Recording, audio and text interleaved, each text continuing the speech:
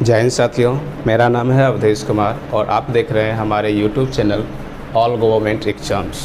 जी हाँ दोस्तों, इससे पहले हमने ज्योग्राफी की क्लास दिए थे जिसमें आप लोगों ने हमें बहुत सारा प्यार दिए थे और हमारे वीडियो को लाइक शेयर भी किए थे और अधिक से अधिक सब्सक्राइब भी आप लोगों ने किए थे। आज उसी कड़ी को आगे बढ़ाते हुए आज दूसरा चैप्टर, जैसे कि हमने बोले थे, दूसरा विषय के बारे में कि हम जो है सो बीपीएससी लेवल तक का स्टडी देने वाले हैं, स्टडी कराने वाले हैं और उसमें जो है सो साइंस के भी तीनों फैकल्टी देखा जाएगा, आर्ट की भी जो फैकल्टी है, सारे विषयों पर जो है सो हम आप लोगों को एजुकेशन देने वाले हैं। तो आज जो है सो आप लोगों के लिए हम फिजिक्स में एक जो है फिजिक्स विषय को लेकर के आए हैं और आज जो है सो आज की क्लास में आपको फिजिक्स पढ़ने को मिलेगा। लेवल के लिए आप देख सकते हैं, हमने ऊपर में लिख भी दिए हैं कि group D level to BPSC level तक की एजुकेशन हम इस क्लास में देने वाले हैं। केवल इसी क्लास में नहीं बल्कि एक सीरीज चल रही है, इस सीरीज़ के माध्यम से आप हमारे A to Z क्लास को जो है सो देखते रहिए, वॉच करते रहिए। आपको फुल प्रिपरेशन जो है सो यहीं से बीपीएससी लेवल तक का हो जाएगा, चाहे वो साइंस का विषय हो, हिस्ट्री हो, ज्योग्राफी हो, इकोनॉमिक्स हो, सिविक्स हो या फिर साइंस की फैकल्टी हो, आपका फिजिक्स हो, केमिस्ट्री हो, बायोलॉजी हो, मैथ का भी स्टडी हम यहाँ पे कराने वाले हैं। तो आप हमारे चैनल को अभी तक सब्सक्राइब नहीं किए हैं तो प्लीज़ सब्सक्राइब कर लीजिए, लाइक कीजिए और ज़्यादा से ज़्यादा वीडियो को शेयर कीजिए ताकि हर बच्चे को, हर वंचित बच्चे को ये free of cost class provide किया जा रहा है और वो इस वीडियो के माध्यम से, हमारी क्लास के माध्यम से अपनी एजुकेशन, अपनी शिक्षा को बेहतर बना सकें। तो बिना समय गंवाए हुए हम आज की क्लास को स्टार्ट करते हैं। आप लोग हमारे साथ बने रहिए और देखिए भौतिकी हम लोग आज स्टार्ट कर रहे हैं। भौतिकी का सबसे पहले तो यहाँ पर हम सिलेबस को डिफाइन कर लेते हैं कि हम इसमें क्या क्या चीज़ें पढ़ने वाले हैं, ये समझ लेते हैं और उसके बाद जो है टॉपिक बाय टॉपिक कर को हम क्लास स्टार्ट करेंगे और सीखेंगे। तो आप लोग सिलेबस लिख लीजिएगा भौतिकी का। चलिए देखिएगा, सिलेबस लिखिए।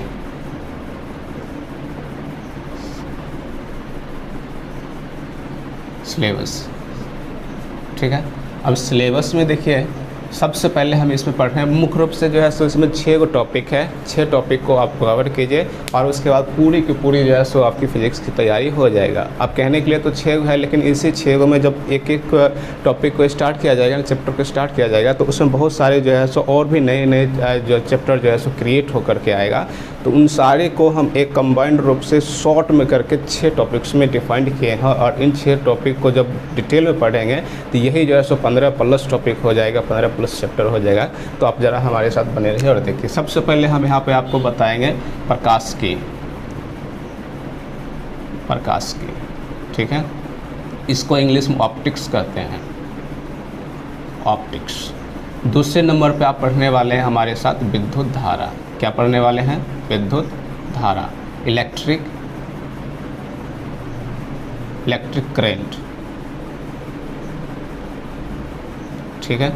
तीसरे नंबर पे हम आप लोगों को पढ़ाएंगे उष्मा, इसको इंग्लिश में हीट कहते हैं। चौथे नंबर पे हम आपको पढ़ाने वाले हैं ध्वनि, साउंड। और 5वें नंबर पे आपको हम पढ़ाने वाले हैं यांत्रिकी, मैकेनिक्स, ठीक है। और 6ठे नंबर पे आपको हम पढ़ाने वाले हैं आधुनिक भौतिकी, अर्थात मॉडर्न फिजिक्स। तो कुल मिलाकर के आप देख सकते हैं 6 टॉपिक्स यहाँ पर कवर करने वाले हैं। यहाँ पर देखिए आपके दिमाग में जो भी और भी चैप्टर बच रहा होगा, जैसे कि आप कह सकते हैं कि सर ग्रेविटेशन का नहीं आया, उसके बाद आप कह सकते हैं सर वर्क एनर्जी का चैप्टर नहीं लिखे। तो जितने भी आपके दिमाग में क्वेश्चन आ रहा है ना चैप्टर के बारे में कि ये सारे चैप्टर छूट गया, तो एक भी चैप्टर छूटेगा नहीं। आपके दिमाग में जितनी भी बातें आ रही है वो सारे के सारे हम यांत्रिकी चैप्टर में जब इसको स्टार्ट करेंगे तो हर एक चीज़ को अलग अलग डिटेल में निकाल करके और उसके बाद जो है सो आपको अध्ययन कराया जाएगा। फिलहाल हम सिलेबस कम इसलिए लेके हैं ताकि आपके दिमाग में एक बोझ ना बन पाए कि इतना ढेर सारा चीज़ों को पढ़ना पड़ेगा तब जा कर के मेरा फिजिक्स कंप्लीट होगा। तो ऐसा कुछ नहीं है, इसीलिए जो है सो हम आपको शॉर्ट में बताएं कि मात्र 6 टॉपिक को पढ़ना है ताकि आपका दिमाग संतुलन बना करके रखे पढ़ाई के प्रति और आप बेहतरीन ढंग से स्टडी कर सके, इसलिए ऐसा लिखा गया है। तो आप डरिएगा नहीं, बाकी भी जो छूट रहा है वो सब इसमें हम कवर करने वाले हैं। अब देखिए, इससे पहले हम एक बात और क्लियर कर ले इसमें, जैसे कि हम कह रहे हैं कि बीपीएससी लेवल में हैं, बीपीएससी लेवल तक की तैयारी कराने वाले हैं, तो बीपीएससी लेवल की तैयारी करने वाले हैं तो उसमें जो है सो इस फिजिक्स का या फिर साइंस का जो है सो कितने नंबर का वेटेज रखता है, कितने अंक का एग्ज़ाम में पूछा जाता है पीटी के एग्ज़ाम में, उस बातों पर भी तो थोड़ा सा चर्चा कर लिया जाएगा ना, ताकि जो है सो आप बेहतरीन ढंग से पढ़ाई को कर सकें। नहीं तो कभी कभी वो क्या होता है कि हम सिलेबस तो लिख लिए यहाँ पर सब कुछ जाने, लेकिन एग्ज़ाम में कितने नंबर का पूछा जाएगा यही नहीं पता रहेगा, तो हम कैसे ये डिसाइड करेंगे कि हमें इस पर ज़्यादा ध्यान देना चाहिए या फिर कम ध्यान देना चाहिए, बाकी विषयों पर ज़्यादा ध्यान देना चाहिए। तो इसके लिए थोड़ा सा समझिएगा। होता दरअसल ये है कि साइंस का जो है ना, साइंस में जो 3 विषय होता है, जैसे कि आप समझ सकते हैं यहाँ से फिजिक्स हो गया, उसके बाद जो है सो केमिस्ट्री हो गया, उसके बाद जो है सो आपका बायो हो गया, बायोलॉजी, है ना। तो 3 विषय जो है फिजिक्स का, इसी के साथ साथ चौथा आप मैथमेटिक्स को भी फिजिक्स के साइंस के अंतर्गत ही उसको भी रखा जाता है, तो आप इसको मैथ भी ले सकते हैं। इसमें देखिए हर विषय जो है आपका 10-10 नंबर का वेटेज रखता है। कितने नंबर का रखता है? 10-10 नंबर का जो है वेटेज रखता है। तो कुल मिलाकर के यहाँ से देखा जाता है तो कुल 40 अंक का जो है सो साइंस बैकग्राउंड से आपका पीटी के एग्ज़ाम में बीपीएससी लेवल तक में जो है सो आपको एग्ज़ाम में पूछा जाता है, कुल 40 अंक का। तो कहीं ना कहीं ये बहुत बड़ी अंक है, बहुत बड़ी संख्या में जो है सो साइंस बैकग्राउंड से क्वेश्चन आता है, और इसको जो है सो स्टडी करने के बहुत ही बेहतरीन ढंग से तैयारी करने की आवश्यकता है, क्योंकि आप देख पा रहे हैं कि हर विषय में 10-10 नंबर पूछा जाता है। अगर अच्छे ढंग से तैयारी नहीं करेंगे बीपीएससी लेवल, वैसे भी जो भी कॉन्सेप्ट रहता है ना, जिसमें भरा हुआ कॉन्सेप्ट कूट के वो सारी क्वेश्चन जो है सो पूछी जाती है। ये कोई आसान सा क्वेश्चन रहता है तो उस आसान सा क्वेश्चन बीपीएससी लेवल तक का नहीं होता, वो छोटे मोटे एग्जाम तक हो सकता है। जैसे कि ग्रुप डी का हो गया, तो ग्रुप डी में क्या 1 लाइनर क्वेश्चन होता है, उसमें एक बार जो है सो ये क्वेश्चन है, ये आंसर और रट लो, बस बात खत्म हो गया। लेकिन बीपीएससी लेवल तक की जो बातें होती हैं उसमें हर चीज़ को बारीकी ढंग से समझना होता है, और उसके बाद जो है सो आप उसको बना पाएंगे। तो यही है हमारा यहाँ पर ये साइंस बैकग्राउंड का जो एग्ज़ाम में पूछा जाता है, जितने अंक का पूछा जाता है वो आप यहाँ से देख भी सकते हैं। कुल 40 अंक का जो है एग्ज़ाम में पूछा जाता है, तो कहीं ना कहीं इसमें बहुत ही अच्छे ढंग से पढ़ाई करने की आवश्यकता है। हालांकि अभी हम साइंस के बारे में ही केवल इसलिए बता रहे हैं क्योंकि यह जो क्लास अपलोड किया जाएगा, आप लोगों को बताया जाएगा, उसमें केवल साइंस के बारे में ही चर्चा है, इसलिए साइंस से ही बताया गया है। बाकी दूसरी क्लास में आपको हिस्ट्री से भी बता दिया जाएगा, ज्योग्राफी से बता दिया जाएगा, सिविक्स से, बाकी जो भी विषय बच गया उनके बारे में भी बता दिया जाएगा कि किस विषय में कितने कितने अंक का रहता है। जैसे एक और देखना अगर चाहेंगे तो थोड़ा सा हम बता देते हैं। जैसे हिस्ट्री हो गया, तो हिस्ट्री में क्या है कि ये अकेला ही जो है सो 30 नंबर का आता है। अकेला एक विषय है हिस्ट्री, जो बीपीएससी के एग्ज़ाम में, पीटी के एग्ज़ाम में 30 नंबर तक का, 30 से 35 नंबर तक का जो है सो हिस्ट्री के पेपर से क्वेश्चन पूछा जाता है। उसके बाद जो है सो बिहार स्पेशल हो गया, वहाँ से भी जो है सो 25 से 30 या 35 के अप्रॉक्स जो है सो पूछा जाता है। करेंट अफेयर हो गया, वहाँ से भी 30 से 35 क्वेश्चन जो है सो पूछने की संभावनाएँ बनी रहती है। तो ये सब कुछ जो है सो चैप्टर है या सब्जेक्ट है जो अच्छे नंबर दिलाने की जो है सो उम्मीद हम लोगों को दिए हुए रहते हैं, और यहीं से क्वेश्चन जो है सो ज़्यादा से ज़्यादा पूछा जाता है। इसलिए जब भी हम लोग पीएससी की तैयारी करते हैं तो कुछ सेलेक्टेड जो है सो सब्जेक्ट होती है, उस पर ज़्यादा ध्यान देने की आवश्यकता होता है। तो हम लोग आज फिजिक्स को स्टार्ट किए हैं, तो फिजिक्स के बारे में पहले समझ लेते हैं, और उसके बाद जो है सो बाकी से हर विषय को आपके सामने लाया जाएगा। आप हमारे चैनल को ज़रूर सब्सक्राइब कर लीजिएगा, आपको फ्री ऑफ कॉस्ट में जो है सो हर चीज़ को बारे में बताने वाले हैं और सिखाने वाले हैं। तो चलिए इसको आप लोग नोट कर लीजिएगा, और इसके बाद जो है सो हम लोग अभी स्टार्ट करेंगे कौन सी टॉपिक को, प्रकाशिकी के बारे में हम लोग स्टार्ट करने वाले हैं। तो यहाँ तक आप लोग नोट कर लीजिएगा, हम इसको मिटा रहे हैं। तो चलिए मेरे साथ बने रहिए। यहाँ से देखिए प्रकाशिकी के बारे में हम यहाँ से पढ़ाने वाले हैं, तो प्रकाशिकी को रहने देते या फिर पूरे मिटा करके दोबारा फिर लिख लेते हैं। चलिए देखिएगा, ऑप्टिक्स, OPTICS, ऑप्टिक्स, इसी को हिंदी में क्या बोले थे? प्रकाशिकी, प्रकाशिकी, है ना। देखिए इसमें जो है ना, से इसको हम ओ इसलिए इतना बड़ा कर दिया क्योंकि ये टॉपिक जो है सो बड़ा ही इंटरेस्टिंग है, बड़ा ही क्या है? इंटरेस्टिंग है। इसका मतलब देख सकते हैं ना, ये जो हम इमोजी बनाए हैं, ये क्या है? ये चेहरे पे जो है सो खुशियाँ लाने वाला इमोजी दिखा रहे हैं, स्माइलिंग करते हुए जो है सो इमोजी दिखाया जा रहा है। इसका मतलब ये हुआ कि इस टॉपिक को पढ़ के आप खुद में अपने अंदर से फील करेंगे कि ये बहुत ही अच्छा चैप्टर है, और हमारे पूरे जीवन की जो है घटना चक्र है या फिर ज़िंदगी में जो है सो इसको कहीं ना कहीं हम अपनी नज़रों से देख भी पाते हैं, इसीलिए जो है सो इसको समझ में भी आप लोगों को जल्दी ही आ जाएगा और अच्छे से समझ भी पाइएगा। मुख्य रूप से क्या होता है कि इसमें हम लोग प्रकाश के बारे में पढ़ते हैं। किसके बारे में पढ़ते हैं? प्रकाश के बारे में, लाइट के बारे में, है ना, लाइट के बारे में स्टडी करते हैं। तो सबसे पहला क्वेश्चन हमारे सामने आता है कि प्रकाश कहते किसको हैं। ज़रा ध्यान से सुनिएगा, हम प्रकाश चैप्टर स्टार्ट किए हैं, ये कोई अंडर 10th लेवल का नहीं है, बल्कि हमने पहले ही बता दिया ना कि हम बीपीएससी लेवल तक की स्टडी कराने वाले हैं। तो हमारा टारगेट यही है कि हम बीपीएससी लेवल तक बातों को क्लियर करें, जीरो से स्टार्ट करें और बीपीएससी लेवल तक की स्टडी को हम कवर करके चलें, और ताकि आप लोग भी जो है इसका बेनिफिट मिलता रहे। तो चलिए शुरू करते हैं। तो प्रकाश किससे कहते हैं? तो इसका परिभाषा आप लोग भी जानते होंगे कि प्रकाश जो है एक ऊर्जा का रूप है, एक ऊर्जा का रूप है, या फिर इसको हम ऐसे भी कह सकते हैं कि प्रकाश वह कारक है जिसकी उपस्थिति में हम किसी अन्य वस्तुओं को देख पाते हैं। यानी कि प्रकाश ऊर्जा का वह रूप है जिसकी उपस्थिति में हम किसी दूसरे वस्तुओं को देख पाते। उपस्थिति होना इसकी ज़रूरी है, अगर उपस्थिति इसकी ना हो तो कभी कभी हम कहते हैं ना कि हम जो है सो बहुत बच्चे ऐसे होते हैं जो सीधा सीधे कह देते हैं कि किसी वस्तु को हम कैसे देख पाते हैं, कहते हैं हम अपनी आंखों से देख पाते हैं, जबकि क्वेश्चन गलत हो जाता है। हमारी आंखों में तो प्रकाश है ही नहीं, तो हम अपनी आंखों से देख कैसे पाएंगे?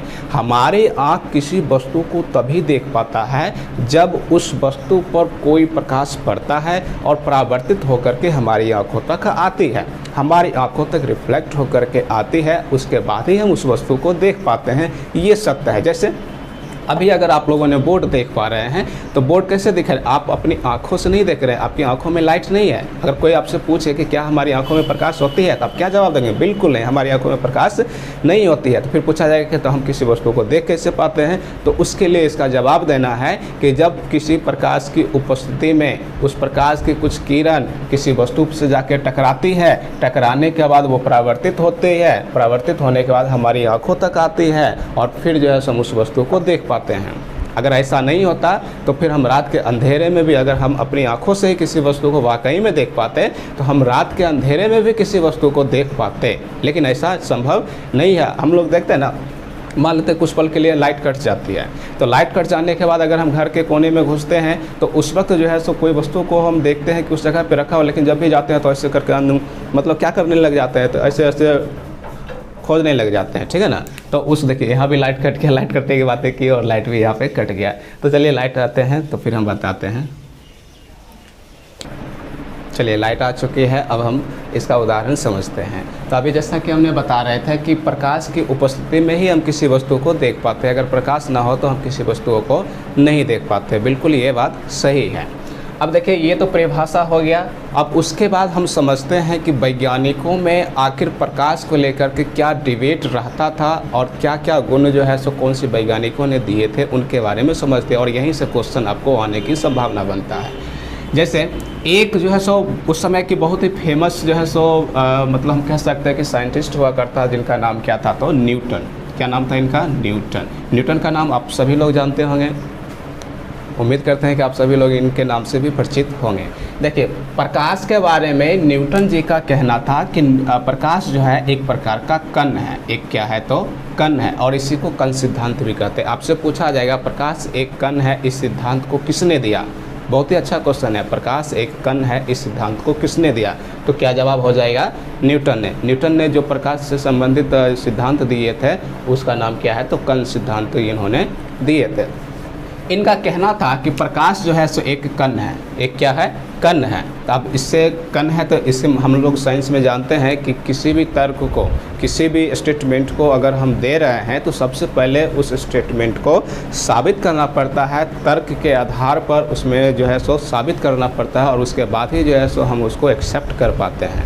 अगर तर्क फॉल्स हो जाता है तो फिर हम उसको एक्सेप्ट नहीं करते, क्योंकि साइंस यही तर्क पे टिका हुआ है। अब देखिए तो इनसे पूछा गया कि अगर प्रकाश एक प्रकार का कण है तो आप किस आधार से कह सकते हैं कि प्रकाश एक कण ही है, तरंग नहीं है? कैसे कह सकते हैं? तो इनका जो उदाहरण हुआ बहुत ही अच्छा क्वेश्चन हुआ। इन्होंने कहा कि प्रकाश किसी माध्यम से आती है, जैसे कि ये मान लेते हैं कि कोई समतल दर्पण है और इसके बाहर भाग जो है सो स्थित किया हुआ है, और इस पर अगर कोई प्रकाश की किरण आ रही है तो ये हो गया आने वाली किरण, तो आपतित किरण इसको कहते हैं। और एक खास एंगल पे, जितना एंगल से ये आया है उतना ही एंगल को बनाते हुए ये परावर्तित हो जाता है, उतने एंगल बना के ये क्या हो जाता है, परावर्तित हो जाती है। एक तो ये उदाहरण दे दिया, और दूसरा उदाहरण इन्होंने ये कहा कि प्रकाश एक सीधी रेखा में चलती है, प्रकाश एक सीधी रेखा में चलती है। इसका प्रमाणित इन्होंने इस आधार से दिए कि कोई भी वस्तु है, कोई भी मान लेते ये क्या है, तो कोई एक टुकड़ा है, वस्तु है, इस वस्तु पर जो है सो प्रकाश की किरण जब पड़ता है तो इसका जो परछाई है, इस वस्तु की जो परछाई है वो पीछे की ओर जो है सो इसका परछाई बनता है। तो इसका परछाई का बनना इस बात को साबित करता है कि प्रकाश एक प्रकार का कण है जो सीधी रेखा में गमन करता है। तो सभी लोगों ने इस तर्क पे सहमति जताई है और उन्होंने मान लिया कि प्रकाश क्या है, तो एक प्रकार का कण ही है। बहुत अच्छा क्वेश्चन था और ये सारे लोग जो है सो इस बात को एक्सेप्ट भी कर लिए थे। लेकिन इसी बीच जो है एक दूसरा और वैज्ञानिक आते हैं, उस वैज्ञानिक का नाम क्या है, तो हाइगेंस। क्या नाम है, हाइगेंस। हाइगेंस इनका नाम है। हाइगेंस जो थ्योरी देते हैं प्रकाश से संबंधित, उसका नाम है तरंग सिद्धांत। क्या सिद्धांत है, तरंग सिद्धांत। इन्होंने कहा कि नहीं, न्यूटन साहब जो सिद्धांत दिए हैं कण सिद्धांत, वो क्या है, तो गलत है। ये तरंग जो है सो प्रकाश जो है वो कण नहीं है, बल्कि वो एक तरंग है। भाई इससे भी क्वेश्चन दागा गया, क्या आप ये कैसे कह सकते हैं कि प्रकाश एक तरंग है, कण नहीं है, क्योंकि न्यूटन साहब ने तो इनका तर्क दिए हैं कि इसमें जो है किसी भी वस्तु पर जब प्रकाश पड़ता है तो उस वस्तु का जो परछाई है उसके विपरीत साइड में बन जाता है। परछाई का बनना ये बात साबित करता है कि प्रकाश एक कण है और जो कि सीधी रेखा में गमन करता है। तो ठीक वही क्वेश्चन इससे भी किया गया कि अगर आप कहते हैं कि तरंग है तो किस आधार पर कहेंगे, ज़रा इसका जवाब दे दीजिए। तो इन्होंने कहा कि न्यूटन ने जो स्टेटमेंट दिए हैं, सिद्धांत दिए हैं, वो गलत है, क्योंकि इनका मानना था कि अगर प्रकाश एक कण होता और वो कह रहे हैं कि जो है सो हर एक वस्तु का परछाई जो है सो उसके बैक साइड में बनता है, तो इन्होंने एक क्वेश्चन ले लिया पत्ते का। कौन सा क्वेश्चन ले लिया, एक पत्ता हो गया, इसको थोड़ा सा बना लेते बढ़िया से। मान लेते ये कोई क्या है, तो किसी वृक्ष का ये पत्ता है। तो इस पत्ते को लेकर के इन्होंने कहा कि अगर परछाई बनता है तो आप उनसे ज़रा इस क्वेश्चन का जवाब मांगिए कि पत्ता का जो परछाई बनता है वो गोल क्यों बनता है। अगर प्रकाश एक सरल रेखा में गमन करता और इसकी परछाई बैक साइड में बनता है, तो इसमें जो ऊपर खाभर जो भाग है, हल्का सा इधर निकला हुआ, यहाँ धंस गया, फिर ऐसे करके निकल गया, ऐसे करके बना, ऊपर नीचे करके जो पत्ता का जो इसका कोर वाला भाग है, तो ये जो है A to Z ऊपर नीचे करके ही क्यों नहीं इसकी परछाई बन रहा है। ये परछाई बनता है तो कैसा बन जाता है, कहते हैं कि ये गोल बन जाता है, इसमें ऊपर खाभर वाला जो है सो आकृति नहीं बन पाता है। तो इसका जवाब उनसे मांगिए। तो इसमें जो है सो न्यूटन साहब इस सवाल का जवाब नहीं दे पाते हैं, इस सवाल का जवाब ये नहीं दे पाते हैं। तो इनका जो तरंग सिद्धांत है वो भी सही हो जाता है, लेकिन इस वक्त की जो परिस्थिति है उसमें वर्चस्व जो है सो न्यूटन साहब का कुछ ज़्यादा है, क्योंकि न्यूटन साहब के बारे में आप लोग भी जानते हैं, ये फेमस जो है सो साइंटिस्ट हैं। तो इनके जो है सो स्टेटमेंट पर लोग सहमति भी ज़्यादा किया करते थे। तो ये सिद्धांत तो अपनी मतलब निर्माण तो किए, लेकिन इस पर जो है सो ज़्यादा लोग सहमति नहीं दिए, क्योंकि इसकी तुलना में ये बहुत ही बड़े जो है साइंटिस्ट हुआ करते थे। तो इन्हीं को मानता गया तरंग से जो क्या है, तो प्रकाश एक प्रकार का कण है। तो और ये जो सिद्धांत दिए ना, ये जो पत्ते की जो परछाई गोल बन रहा है, इस किस नियम के आधार पर बन रहा है, तो आप कहेंगे पत्ते का परछाई गोल बनना किस जो है सो कौन सी गुण के आधार पर है, तो आप क्या बोलेंगे, विवर्तन के आधार पर। तो इन्होंने क्या दिया, विवर्तन का सिद्धांत दिया। कौन सा सिद्धांत दिया, विवर्तन का सिद्धांत। विवर्तन के सिद्धांत के आधार पर पत्ते की जो परछाई बनता है वो कैसा बनता है, तो गोल बनता है। ग्रुप डी का बहुत ही अच्छा क्वेश्चन ये जो है सो बन सकता है, आपसे पूछा जाएगा पत्ता का परछाई गोल बनता है किसके कारण, तो आप क्या बोलेंगे, उसका जवाब विवर्तन के कारण। फिर अगला क्वेश्चन इसी में पूछा जाएगा, ग्रुप डी के लेवल में अभी बता रहे हैं कि प्रकाश किस रेखा में गमन करती है, तो आप क्या बोलेंगे, सरल रेखा में गमन करते हैं। इन्होंने जो है सो और भी सिद्धांतों को दिए थे, जैसे कि हम कह सकते हैं विवर्तन के बाद जो है सो व्यतिकरण का भी इन्होंने सिद्धांत दिए। व्यतिकरण में क्या होता है, इसका दूसरा सिद्धांत है ये, है ना। हाइगेंस जो है सो व्यतिकरण का भी जो है सो क्वेश्चन न्यूटन साहब के दाग दिए, बोले कि इसका कारण बताइए कि व्यतिकरण क्यों होता है। व्यतिकरण का मतलब क्या होता है कि साबुन का जो बुलबुला होता है ना, मतलब व्यतिकरण का मतलब ये समझ लेना है कि किसी भी वस्तु में जब प्रकाश पड़ता है तो कहीं पे कुछ ज़्यादा चमकदार हो जाता है तो कहीं पे कुछ कम चमकदार हो जाता है, या घटना जो है वो व्यतिकरण कहलाता है। वो क्या कहलाता है? व्यतिकरण कहलाता है। तो अब ये समझेंगे कैसे, तो देखिए साबुन का जो बुलबुला होता है ना, वो बुलबुला ऊपर की ओर निकलता है और उस पर जब हम लाइट मारते हैं तो देखते हैं उसमें जो है सो हल्का ब्लू कलर में जो है सो चमकता हुआ प्रतीत होता है, और कुछ भाग जो है सो नॉर्मली रहता है, उदासीन, जिस प्रकार से पानी होता है वैसा ही होता है। तो कहीं पे ज़्यादा चमक गया, कहीं पे कम चमक गया, इस घटना को ही क्या कहते हैं? व्यतिकरण कहते हैं। तो इसका जवाब पूछा गया न्यूटन साहब से, अब बताइए कि साबुन का बुलबुला रंगीन क्यों होता है। इसका भी जवाब जो है सो न्यूटन साहब के पास नहीं आया। एक और क्वेश्चन इसी में जो है सो दागा गया, क्या हुआ? एक और क्वेश्चन ध्रुवन का उदाहरण लिया गया। यहाँ पे कौन सा उदाहरण लिया गया? ध्रुवन।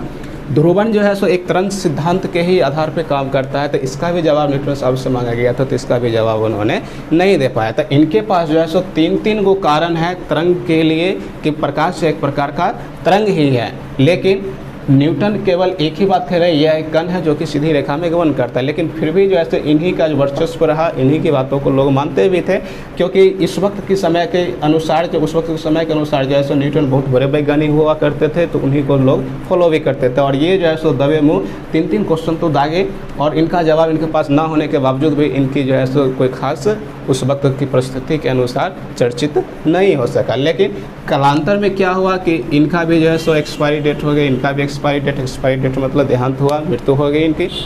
लेकिन इन दोनों के जो सिद्धांत था वो सिद्धांत क्या रहा? जारी रहा। आगे ये जो पीरियड टाइम चल रहा था, ये 1700 से लेकर के 1800 के अप्रॉक्स वाला जो टाइम है वो यहाँ पे चल रहा था। आगे धीरे धीरे कालांतर में क्या हुआ कि समय बढ़ता गया, आगे की ओर बढ़ता गया। 1900 के फेज जब आ गया, करीब 1900 ईस्वी के आसपास के जो समय आ गया, उसमें एक और महान वैज्ञानिक आते हैं। ज़रा फिर से सुनिएगा, ये बहुत ही अच्छा क्वेश्चन है। उनका नाम क्या है उन महान वैज्ञानिक को? आइंस्टीन। आप सभी लोग फिर से इन वैज्ञानिक से भी बहुत अच्छे से परिचित होंगे, यहाँ पे क्या होंगे? बहुत ही अच्छे से परिचित होंगे, ठीक है ना। तो यहाँ पर जो है सो आइंस्टीन भी एक महत्वपूर्ण जो है सो बहुत ही फेमस वैज्ञानिक जो है सो इस वक्त के इस समय के अनुसार जो है सो, उससे पहले न्यूटन जो है सो बहुत फेमस हुआ करते थे, प्रसिद्ध हुआ करते थे, और इस समय जो है सो आइंस्टीन आ चुके हैं। तो आइंस्टीन भी आप लोगों नाम सुने भी होंगे। इन्हीं का एक फार्मूला था E = mc²। ये बहुत ही अच्छा जो है सो खोज किए थे, और ये बहुत ही जो है सो मतलब हम कह सकते हैं VVI क्वेश्चन भी बनता है कि E = mc² की खोज किसने किया था? तो आइंस्टीन ने किए थे। इस प्रश्न को भी आप ग्रुप डी के एग्जाम के लेवल को याद कर लीजिएगा, बहुत ही अच्छा क्वेश्चन है। देखिए हम क्या होता है कि इन चीज़ों को लिख के नहीं बताते हैं, लेकिन बोल के सुना देते हैं। आप लोग हमारी बातों को ध्यान से सुनिएगा। बाकी इस क्लास की जो थ्योरी है वो आपको हमारे टेलीग्राम चैनल पर अपलोड कर दिया जाएगा। हमारे टेलीग्राम से भी आप लोग जुड़ जाइए, और उस टेलीग्राम का लिंक हम इस वीडियो के डिस्क्रिप्शन बॉक्स में दे देंगे। हमारी हर वीडियो के डिस्क्रिप्शन बॉक्स में टेलीग्राम का लिंक दिया जाता है, वहाँ से आप हमारे टेलीग्राम को ज्वाइन कर लीजिए। ज्वाइन होकर के फिर अपनी तैयारी को बेहतरीन ढंग से बढ़ाइए आगे की ओर, ठीक है ना। यहाँ पे समझने की कोशिश कीजिए। नोट डाउन करने के लिए आप वीडियो को रोक करके भी हमारी बातों को सुनकर नोट डाउन कर सकते हैं, या फिर नहीं चाहते हैं कि हमारा लिखा हुआ होना चाहिए, केवल देख के उतार सकते हैं, तो वो हमारे टेलीग्राम से जुड़ जाइए। वहाँ पे आपको हर चीज़ प्रोवाइड किया जाता है और मिल जाएगा आपको, ठीक है ना। तो देखिए आइंस्टीन जो है सो बहुत ही फेमस जो है सो वैज्ञानिक है। अब इनसे ये क्वेश्चन किया गया कि महाशय आप ही ज़रा इस उलझन को सुलझाइए कि न्यूटन साहब कहा गया कि प्रकाश एक प्रकार का कण है, और हाइगेंस कहा गया है कि प्रकाश जो है सो कण नहीं तरंग है। इन दोनों में किन प्रश्नों को, किन उत्तरों को सही माना जाए, हम सभी दुविधा में पड़े हुए हैं। इसका जो है सो निष्कर्ष आप ही निकाल करके बताएं। तो आइंस्टीन ने सोचने के बाद इन्होंने जवाब दिया कि कौन कहा कि प्रकाश एक प्रकार का तरंग है, बल्कि प्रकाश तरंग नहीं है, ये क्या है? तो एक कण है। और न्यूटन साहब ने बिल्कुल सही कहे थे, सही कहा गया कि प्रकाश जो है एक प्रकार का कण है जो सीधी रेखा में गमन करता है। फिर से इनसे भी वही क्वेश्चन किया गया, आप कैसे कह सकते हैं कि प्रकाश एक कण ही है और इनका सिद्धांत रॉन्ग जा रहा है? तो इन्होंने भी एक उदाहरण दिए। इन्होंने क्या दिए? एक उदाहरण दिए। इनका उदाहरण ये था कि सोलर प्लेट्स जो होती है, इस सोलर प्लेट पर जब प्रकाश की किरण को गुजारा गया, प्रकाश की किरण को क्या किया? इस पर आपतित किया गया, तो इसके आपतन के बाद आने के बाद इसमें जो इलेक्ट्रॉन मौजूद था वो इलेक्ट्रॉन निकल के बाहर हो गया। इलेक्ट्रॉन निकल के क्या हो गया? बाहर हो गया। इलेक्ट्रॉन को निकल के बाहर हो जाना है इस बात का प्रमाण दिलाता है कि प्रकाश एक प्रकार का कण है जो सीधी रेखा में गमन करता है, और इसका जो है सो फोटोन नामक कण इसका नाम दिया है। इस प्रकाश की किरण का क्या नाम दिया गया? फोटोन, जिसका मास क्या होता है? तो 0 होता है। फोटोन का मास कितना होता है? 0, मतलब उसमें कोई वजन नहीं होता है। अब उसके बाद देखते हैं, इसका कहने का मतलब ये हुआ कि अगर तरंग होता, प्रकाश क्या होता? एक प्रकार का तरंग होता, तो इसमें प्रकाश गुजरने के बाद इस प्रकार से घूम घाम के अंदर ही रह जाता, इसमें इलेक्ट्रॉन बाहर नहीं होता। क्यों नहीं होता? इसका एक बेहतरीन ढंग से उदाहरण भी देकर समझाए। जैसे कि हम लोग देखते बच्चे में क्या खेल खेले थे, जब नदी में तैरने के लिए जाते थे, तालाब में तैरने के लिए जाते थे, घूमने के लिए जाते थे, तो बच्चे में हम उकाठोपन तो थोड़ा सा होता ही है, हर बच्चे का नेचर होता है ये। तो उस वक्त हमने भी ऐसा खुद करके भी देखे हुए हैं, इसलिए एक उदाहरण हम आपको दे पा रहे हैं। क्या होता है? एक खिप्टा होता है। खिप्टा समझ रहे होंगे, जो मकान बनाया जाता है, खिप्टा के भी बनाया जाता है। तो आप लोग समझदार भी होंगे, कुछ लोग समझ भी रहे होंगे, कुछ लोग नहीं समझ रहे होंगे। तो क्या होता है कि खिप्टा होता है ना, कि उसको लेकर के हम पानी में एक खास एंगल पर यूँ प्रकार ऐसे करके फेंकते हैं। तो ऐसे करके फेंकने के बाद जो है ना, वो खिप्टा क्या होता है? पानी की सतह पे पड़ता है। पानी की, जैसे यहाँ पर देखिए हम फिगर बना करके बता रहे हैं, तो पानी की सतह, फॉर एग्जांपल ये पानी है, ये क्या है? पानी की सतह है। तो खिप्टा जब यहाँ पे पड़ता है, ये मान लेते हैं फॉर एग्जांपल ये क्या है? खिप्टा यहाँ पे पड़ा, पानी पर पड़ा, तो हल्का सा पानी की टच करते हुए यहाँ से उछल गया, यहाँ से क्या हो गया? उछल गया, फिर यहाँ आकर पड़ गया, यहाँ पे आकर फिर से यहाँ से उछल करके यहाँ पे आकर के गिरा। तो 3-4 बार जो है सो उठता है, पानी की सतह पे गिरता है, फिर वहाँ से उठ कर छलांग होकर दूसरी जगह पड़ता है, फिर उठ करके तीसरी जगह पड़ता है। तो हम उसको गिनती करते थे, क्या पुल्लिंग जाता है। दोस्तों में क्या क्या करते थे कि फेंकते थे, कहते थे किसका क्या पुल्लिंग जाता है वो गिनती करो। तो फेंकने के बाद किसी को था क्या, जो एक के बार में घुसिए जाता था, क्योंकि वो खास एंगल का जो है सो डिसाइड नहीं कर पाते थे। आपको ऐसे करके फेंक देगा तो वो थोड़ी ना ऐसे करके जो है सो उछलेगा, वो तो डायरेक्ट अंदर चला जाएगा। तो यही बात यहाँ पे समझाया गया कि अगर ये तरंग होता, प्रकाश एक तरंग होता, तो ये इस प्रकार के डुबुक कर करके उसी में रह जाता, इस प्लेट से बाहर नहीं निकल पाता। और ये बाहर निकल गया, इसका मतलब ये है कि यह एक कण है जो सीधी रेखा में गमन करे, और सीधी रेखा में गमन करने के साथ इसमें जो मौजूद इलेक्ट्रॉन था वो बाहर निकल गया। इनका कथन तो सत्य हो गया सबका, और इसी सिद्धांत का नाम इन्होंने दिया प्रकाश विद्युत प्रभाव। आइंस्टीन ने कौन सी सिद्धांत दे दिया? प्रकाश विद्युत प्रभाव। प्रकाश विद्युत प्रभाव, ये कौन सा सिद्धांत है? प्रकाश विद्युत प्रभाव। अब इस प्रश्न का आंसर इस हाइगेंस साहब से या फिर इस सिद्धांत को मानने वाले लोगों से जब पूछा गया कि अगर आप तरंग मानते हैं तो आप जरा बताइए कि प्रकाश विद्युत प्रभाव क्यों है, अगर तरंग है तो ये प्रभाव क्यों दिख रहा है। अब ले इस प्रश्न का जवाब इन लोगों के पास नहीं है, ये भी दुविधा में पड़े हुए हैं, ये भी दुविधा में पड़े हुए हैं, सबके सब एक दूसरे से दुविधा में पड़े हुए हैं। बड़ा विचित्र समस्या आ चुका है।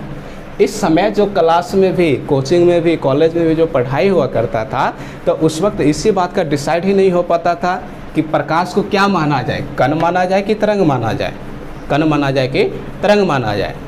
तो आगे चल के एक और वैज्ञानिक आते हैं, चलिए यहाँ से हम इसको इधर आप लोगों को दिखाई भी दे रहा होगा, इधर बनाते हैं। यहाँ पर क्या है कि एक और वैज्ञानिक आते हैं जिनका नाम है डी ब्रोगली। तीसरे नंबर पे कौन आते हैं? De Broglie. ये डी ब्रोगली है, ये भी एक साइंटिस्ट है। इन्होंने देखा कि प्रकाश जो है क्या है, प्रकाश जो है उसमें द्वैध प्रकृति देखने को मिलता है। मतलब उसमें कुछ कण का भी गुण देखने को मिल रहा है, उसमें कुछ जो है सो तरंग का भी गुण देखने को, क्योंकि न्यूटन साहब और आइंस्टीन साहब के अनुसार ये कण साबित हो चुका है कि प्रकाश एक कण है, और इनके हाइगेंस के अनुसार भी ये साबित हो चुका है क्या है तो तरंग है। तो जब दोनों प्रकार के गुण देखने को मिल रहा है तो इस आधार पर से तो ये भी तो निष्कर्ष निकाला जा सकता है कि प्रकाश में द्वैध प्रकृति का नेचर है, द्वैध नेचर पाया जाता है, डुअल नेचर पाया जा रहा है।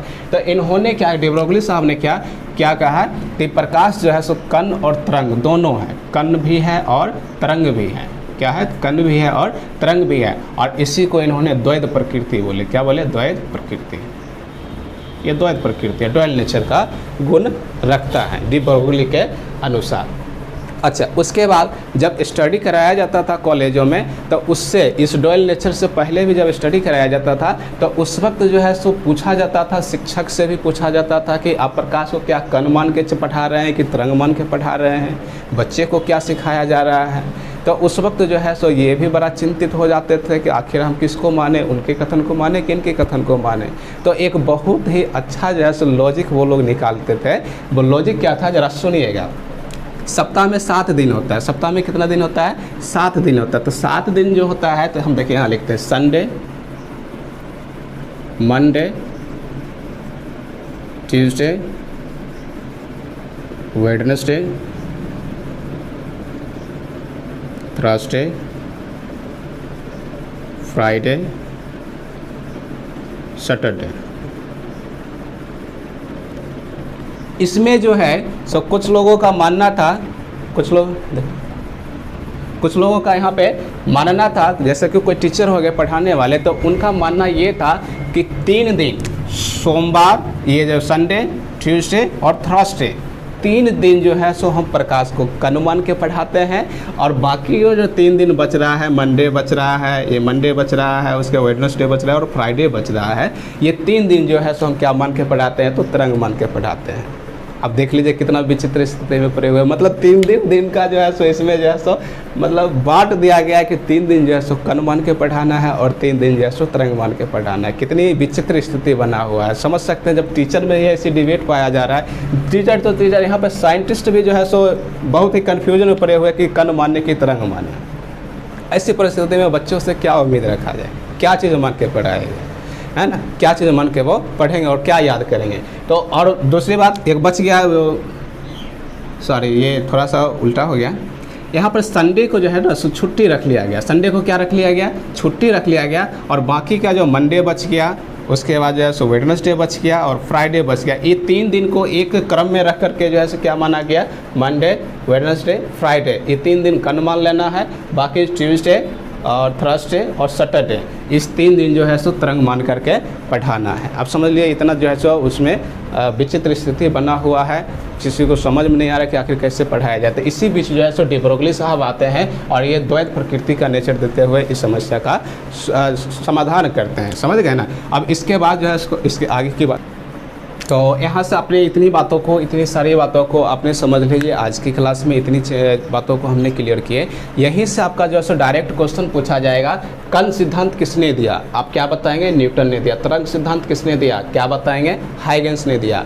आपसे अगला क्वेश्चन ये भी पूछा जा सकता है कि कण सिद्धांत के अनुसार किन चीज़ों की व्याख्या नहीं किया जा सका? तो आप क्या जवाब देंगे? विवर्तन का जवाब इनके पास नहीं था, व्यतिकरण का जवाब नहीं था, ध्रुवण का जवाब नहीं था। तो आप कह सकते हैं कि विवर्तन, व्यतिकरण और ध्रुवण, इन तीनों के जवाब कण सिद्धांत के पास नहीं था। फिर आगे पूछा जाएगा कि तरंग सिद्धांत के पास किस प्रश्न का जवाब नहीं था? तो आप क्या बोलेंगे? प्रकाश विद्युत प्रभाव का।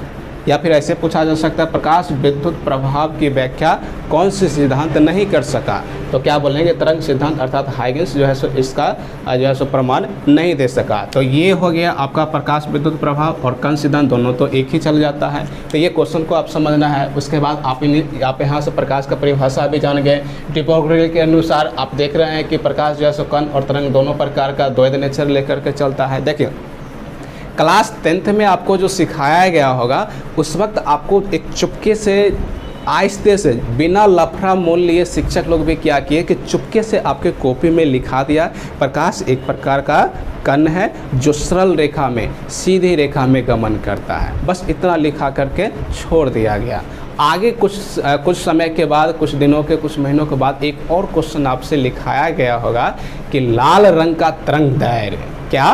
लाल रंग का तरंग दैर्घ्य सबसे अधिक होता है। तो बताइए, अगर प्रकाश को हम कण मान के चल रहे हैं तो फिर लास्ट में जो अंतिम क्षण में जो क्वेश्चन निकल के आया कि लाल रंग का तरंग दैर्घ्य सबसे अधिक होता है, तो तरंग दैर्घ्य कहाँ से आ गया? अगर कण है तो इसमें तरंग का नाम कहाँ से आ गया? लेकिन उस वक्त भी आपको ये बात बताया गया, लेकिन इस पर डिबेट करके इस पर जो है सो सॉरी इस पर जो है चर्चा करके आपको समझाया नहीं गया कि प्रकाश क्या है ना। दोनों बातों को लेकर के चल रहे थे। तो आज के सिद्धांत में अभी से आपसे पूछा जाएगा कि प्रकाश कण है या तरंग है, तो आप क्या बोलेंगे? ये प्रकाश कण और तरंग दोनों है। अभी के समय में द्वैत प्रकृति को ही मान करके हम लोग पढ़ाई करते हैं और सीखते भी हैं, द्वैत प्रकृति के अनुसार जानते सॉरी ये द्वैत प्रकृति का नेचर रखता है। अब इसके बाद जो है सो इसमें हम आपको अगली क्लास जब अपलोड करेंगे, इतनी बातों को तो आपने समझ लीजिए। इनका जो है सो आपको पीडीएफ के रूप में हमारे टेलीग्राम चैनल पर मिल जाएगा।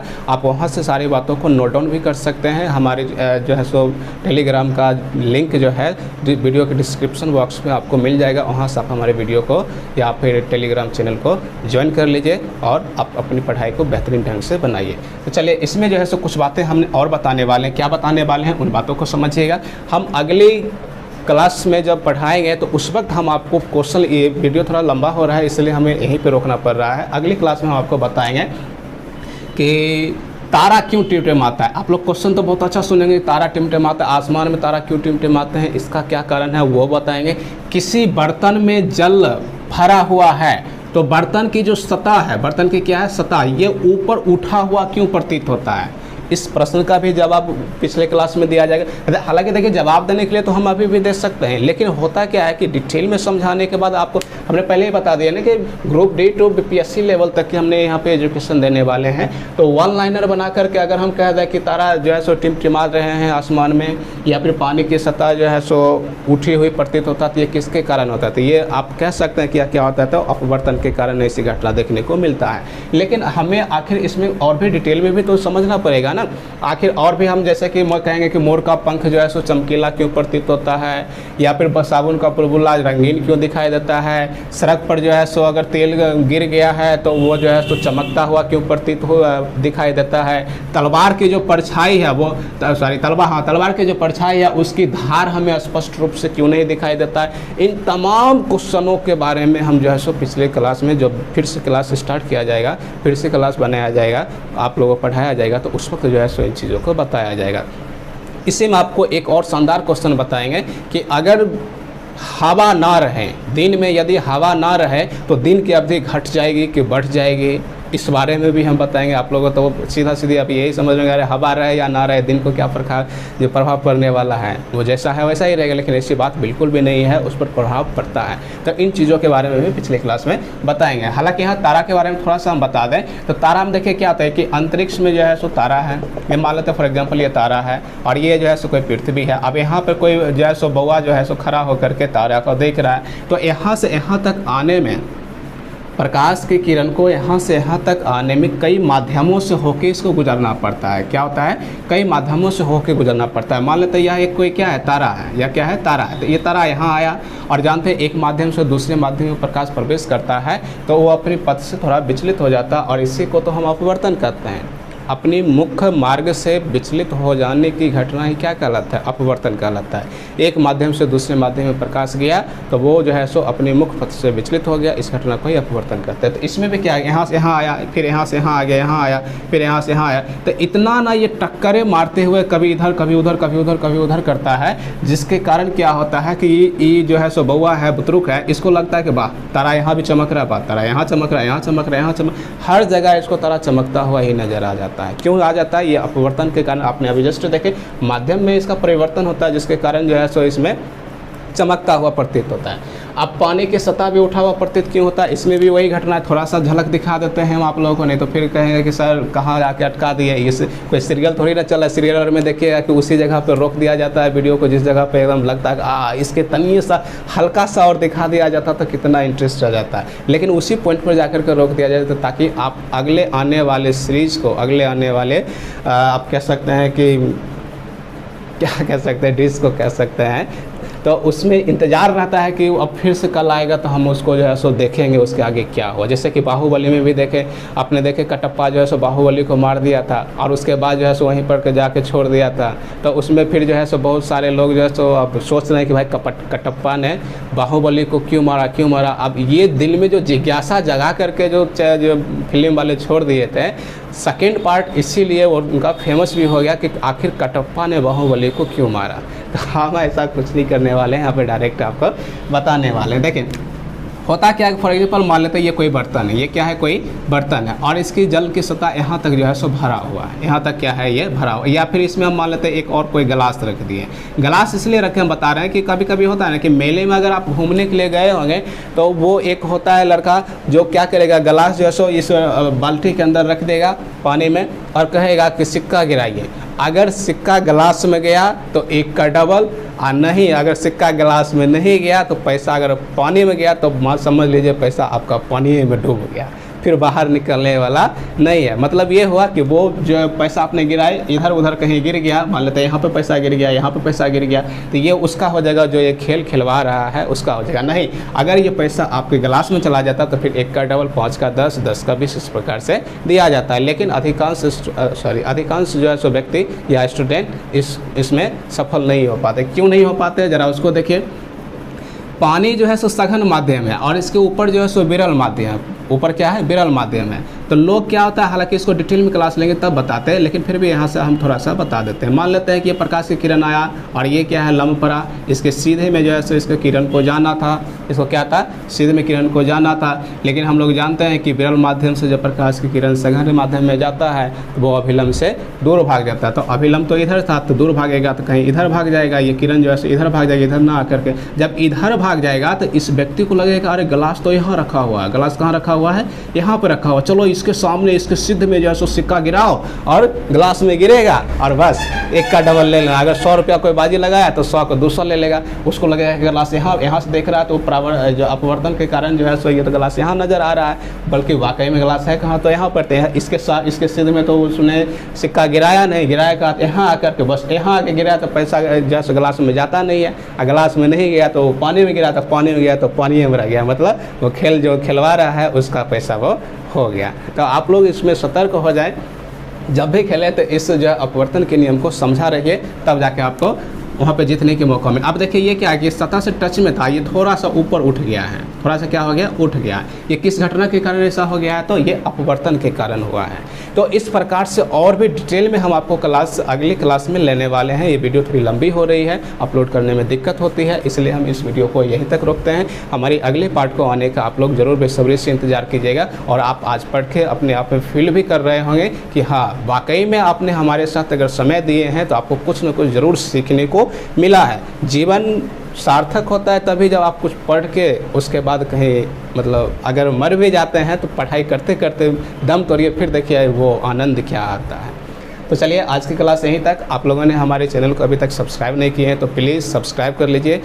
अगर हमारी वीडियो आप लोगों को अच्छा लगा है और हमारी जो है सो पढ़ाने के तरीक़ा से आप लोग अगर प्रभावित हुए, कुछ सीखने को मिला है, तो हमारी वीडियो को लाइक भी कर लीजिए और अपने दोस्तों के साथ अधिक से अधिक शेयर कीजिए। आपका बहुत बहुत धन्यवाद।